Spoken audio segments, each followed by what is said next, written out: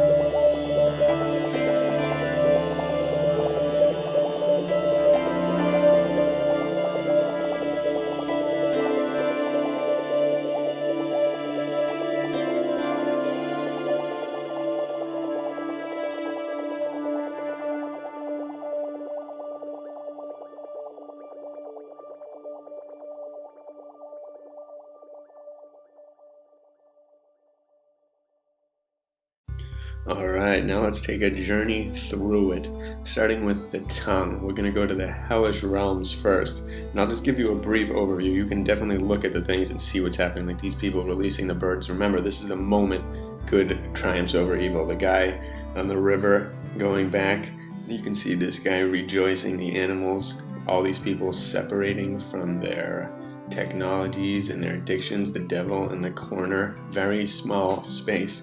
And these are the two just kind of representatives of us taking over, stabbing the eye of the giant little demons in there, all these different things, a lot of different things, aliens, people climbing up the stairs. But this is a great alleyway. Take a look at everything in those little glass containers. And the person that jumps off the edge is one of my favorites. Meanwhile, the white coats, and that was drawn way before the coronavirus. As we go up to the top of the peak of the hellish peak, where this creation of sperm goes into Metatron's cube, and then these 5 basically spirits, the ultimate spirits, are overlooking everything. And they're pretty much the sacred divine ones that are beyond the realm. They're out of the firmament kind of zone. And this is going straight up the central axis. We have Mary down there, and the female, the divine female, the divine just male being of light, coming out of that fountain, the amazing fountain of youth, fountain of life, fountain of everything, all the way up to the sun with this axis, the moon, the sun, all kind of on this beam of light centering from this just divine light at the very top, the galaxies. And then look, you can see the arch of the firmament, which is awesome when you see it in the full blown. That stars, the people behind the stars, the love, bringing love, spreading it out everywhere, going all the way down over this bird, all this other bird, the guy jumping out the back, all the people in the distance, and then the sword of truth or whatever, a lot of different things. I welcome everyone's interpretation. That's why I'm only giving a few little glimpses into my mindset here, so you can kind of see. So I'm going to do a couple different runs through different avenues. And that was, last one we saw was the central axis with like the earthly realm. To the right, the first thing we saw was the hellish realms. Now we're crossing basically into the beyond, basically Purgatory, or the river of Purgatory almost, or just enlightenment. And this is the side, this is the last part of the earthly realm. Everybody's celebrating the last moments basically in the earthly realm before they're ready to get to the next. And the animals are a big part of that. These animals are incredibly smart. The flowers, the plants, the insects, the Buddhas, the Bodhisattvas, mermaids, mythical beings. And then as they travel up here, this is another one of my favorite spots. This guy basically going down the avenue towards enlightenment, where you never go back. There's music playing, old couples making, people of all different ages. Whenever you make it, you make it. And traveling down the hall, basically heading towards infinity, where basically the light kind of comes in. And that other step right there, that guy holding the, connecting it all kind of at that point is almost like that's like the waiting area before that.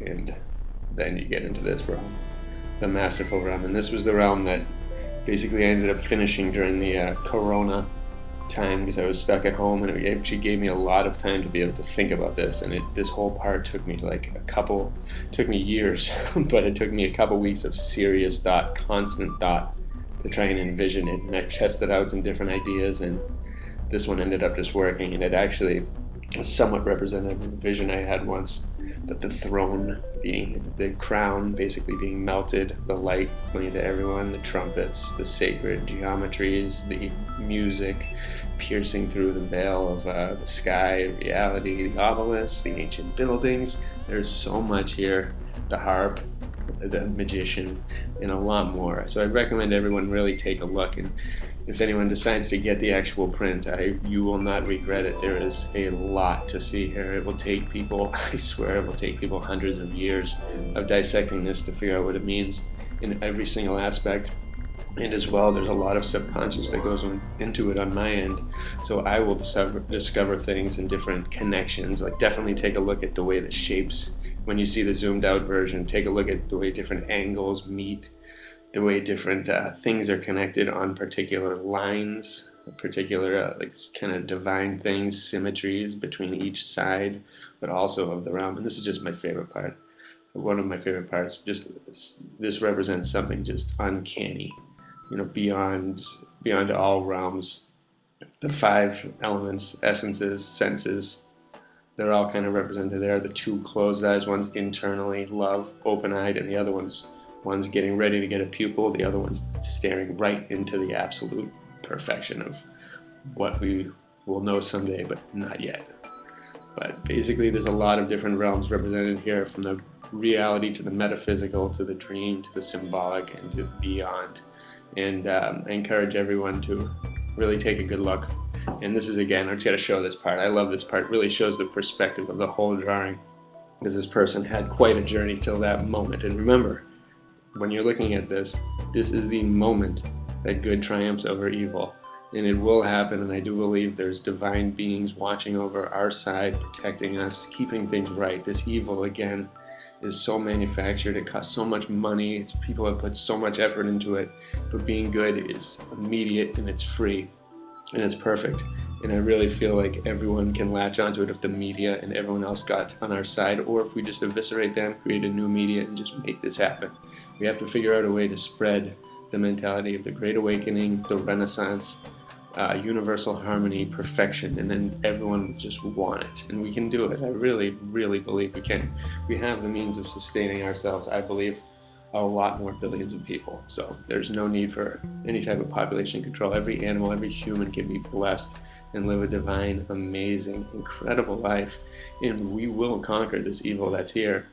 And we will truly experience a moment of universal bliss and harmony that has never been, well, it probably actually was the way of the ancients. I really do believe the ancients lived this way, not as hate and filled and divisive as we've been taught, but they really lived this beautiful way.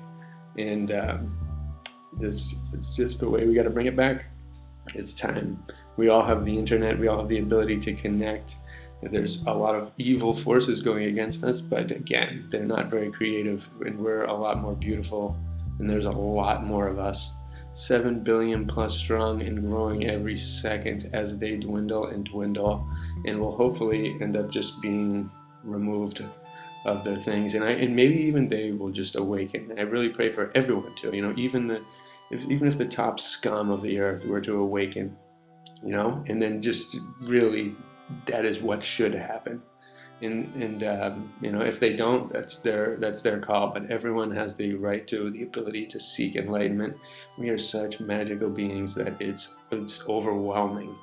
Like, that's why people are free to believe whatever they want. But when someone doesn't believe in God, or is an atheist or nihilist or something, it's mind-blowing to me, because of all the ancient structures, the ancient stories, the ancient just rituals of modern man that lives in nature, just people that throughout time that have had these amazing abilities, these amazing epiphanies, dreams, visions, and probably realities. I believe beyond our poles is so much more that we've never been seen, and there's probably so many different realms of existence, like dreams, that we were once able to access and travel through and journey beyond and back and forth at all times.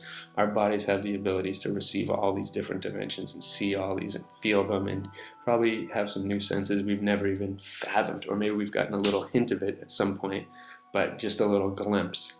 But living in perfection, I love this. Or a little girl is just taking a giant, basically a giant of evil, drops his sword right at the moment. Remember, this is the instant, the white horse. There's a lot of symbolism here, and I really tried to create a new form of symbolism, or a new series of symbolic kind of references and different things. And there's just so much that people will see when they examine this further, and I will go deeper into it in a later video. And there's a lot of cool secrets, like that Mary is drawn by my wife. The Mary and the moon were both drawn by my wife, which is, again, they're the main female aspects of that, and they're right in the central axis of the drawing. And so symbolically, I do a lot of stuff like that. Like the very beginning of the time lapse was started at that guy with the brain coral. I like to start at the beginning with brains and some form of brain-like symbol.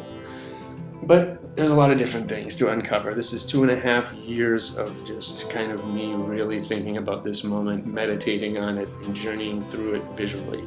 And so I hope you all really love it. There's some really cool things. One time when I was drawing on it, a little tiny ant was crawling on one part of it, like that part with the rainbow and the hellish realm, and it looked so real. It like gave me, it was really like a full-blown hallucination. Like the ant was in it and the art became alive because of it. There's just so much magic here. I'm so glad to share it with all of you. If anyone would like to buy it, I sign everything. I ship it as quick as I can. And bless you all, really. Thank you for checking it out. And as they try to push us pretty much to our breaking point, there's only one choice we have to make, and it's awaken or destroy ourselves. So I pray we all awaken. I know we're capable of it, and I hope it happens really soon. I really believe in our lifetimes, in the next coming years, it's going to happen, and a renaissance will come, like sweep over Earth, like just the way it was before, but like nothing our generations have seen. It's coming. Bless you all. Love everyone.